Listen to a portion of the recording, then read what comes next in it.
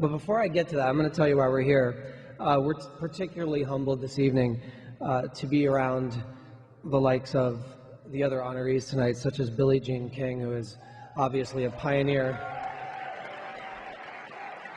Joining me now is former Air Force Captain Reichen Lemkel. I get emails all the time when we're talking about the repeal of Don't Ask, Don't Tell, Reichen, and they say, why do gays and lesbians who serve in the armed forces need to announce their sexuality? How do you reply to those kind of questions?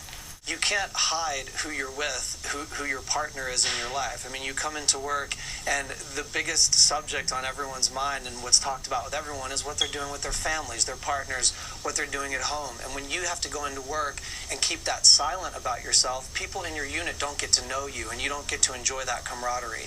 Like, just getting used to having cameras following you all around, like being over your shoulder. Is it creepy? That's an adjustment period, right? Yeah, I mean, I think at first it's really creepy, and then after a while you don't even notice it. I remember one morning I'm just like making eggs in my underwear in our kitchen, and I turn around and there's like a whole crew and lights, you know, and you're not even awake yet. And you're like, and I got a title for it 2 days ago. I finally figured out the title. Are you willing to divulge the title? This is actually the first time I've ever divulged the title because you know, exclusive. It is. This is definitely exclusive. And you'll have to judge that for yourself. You do have a song, a single for a good cause, part of Don't Ask, Don't Tell. Tell about your military background. Yeah, I graduated the Air Force Academy. I was in the Air Force for 9 years, and I was in the Air Force under Don't Ask, Don't Tell. And I wrote this song because I got a letter from someone flying in Afghanistan in the Air Force who couldn't speak to his partner because of Don't Ask, Don't Tell. They couldn't communicate freely. So I wrote this song and produced it to raise awareness about Don't Ask, Don't Tell. Hi, I'm Reichen, and this is a single-engine airplane. There are more single-engine airplanes taking off and landing at every airport in the United States than any other kind of plane in this country. So, most people are afraid to go up in a single-engine airplane because they think, well, if the engine dies or fails, then we're going to go down or something else bad might happen. That's actually not true. This plane and all single-engine planes can fly without an engine. Thing in this world and the motion of everything in the universe, and whether it's a mathematical formula or if it's a guy in a beard, I don't know what it is, but I know that I'm watching it all play out, and I know that I've been given some sort of intelligence to realize it, and if I step back, I go, okay, wow, I'm learning lessons, you know, that I'm going to take with me forever. We are here with the fabulous, amazing Reichen. Reichen. Now you're just going by one name after the Amazing Race? Now, if I had an Amazing Race up to the bar right now, would you beat me? Absolutely. I want to ask each of you something, and I need quick answers, and we're going to start with you, Reichen. How do you know that your man is on the down low? Because we girls want to know. Give us some cues. One, go ahead. If a guy is overly uncomfortable around gay people, he's hiding something. We have to make sure that we vote for anti-bullying laws. Something else that's very crucial for an A-lister, your workout routine. How do you work out? What do you do? I work out about 5 days a week. Me too. I don't do any cardio at all. Neither do I. I hate it. I lift very heavy weights. Me too, like around 80, 90 pound weights. Yeah, my theory is that if you lift a lot of heavy weights, the muscle will be dense and it'll burn a lot of fat. Yeah. Hey, we're here with Reichen Lemkel, what brings you to Sundance this year? The skiing, I gotta be honest. You know, I love the skiing, Yeah. So, why the queer brunch? What's so special about this event that brings you every year? Oh, I have so many friends here. Friends from Here Network especially, and friends from GLAAD and Outfest, and you know, I love hanging out with these people. As long as it's moving forward. This is the Bernoulli principle. Basically says fluid runs through a tube, here the Venturi tube, and that out here the fluid has a low velocity and a high pressure. You wrote a book called Here's What We'll Say, Growing Up, Coming Out in the U.S. Air Force, and now I understand it's going to be turned into a stage show as well. What was it like for you to have the opportunity finally to stand up and say, here's who I am, and take it or leave it, this is the life that I lead?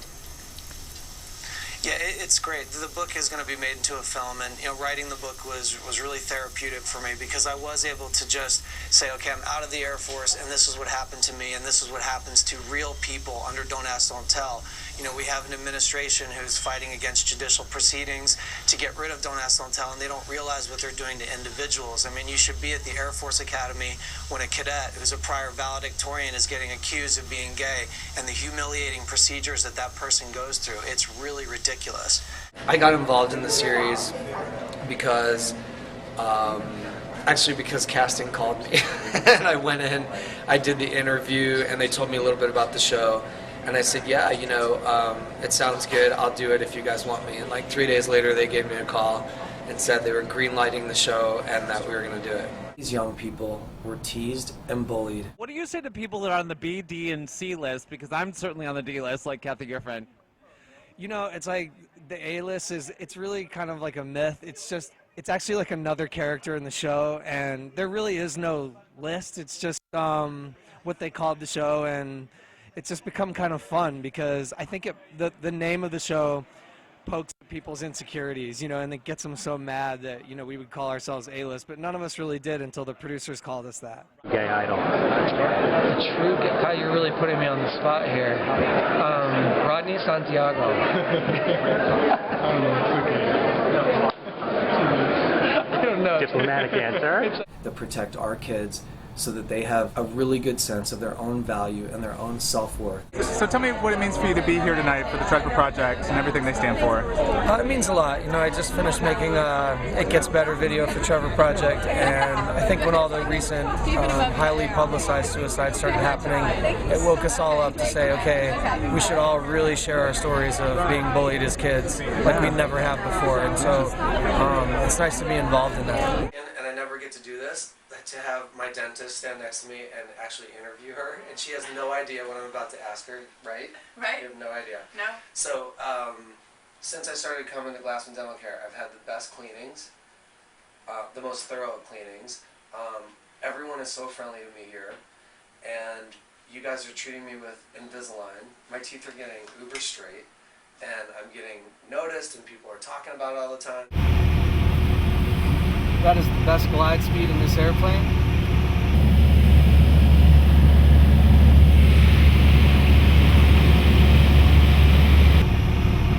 And now we're flying. So this is what happens when you fly an airplane without an engine. It just continues to fly, continues to glide, and that's all it takes. And we can land at this speed exactly and come right in for landing, which we'll be doing in just a couple minutes. My gay idols are the servicemen and women in our military who are overseas and fighting, and they're staying in silence and sacrificing who they are. One of the things that I think is very A-list and that I admire about you more than anything is that you are an entrepreneur. You're an actor, you're a model, you're a reality star, you're a reality contestant, you have flight-themed jewelry. You've done it all. Can you give me any advice on entrepreneur products? I think if you have an idea, you go for it. Try to make it work. I have tons of ideas. Well, grab one. I have some here to show you. Oh. Of products that I'm going to...